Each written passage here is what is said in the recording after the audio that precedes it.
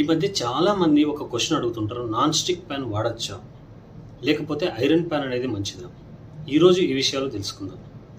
ముఖ్యంగా non stick pan వాడేటప్పుడు ఎటువంటి స్క్రాచెస్ పడకుండా చూసుకోవాలి. అంటే స్పూన్స్తో కానీ లేకపోతే స్టీల్ స్పూన్స్తో కానీ వాడినప్పుడు వాటిపైన ఎటువంటి గీతలు అంటే స్క్రాచెస్ పడకుండా, అదేవిధంగా వాటిని క్లీన్ చేసేటప్పుడు స్క్రబ్బర్ అంటే రఫ్ స్క్రబ్బర్తో ఎప్పుడు కూడా క్లీన్ చేయకూడదు.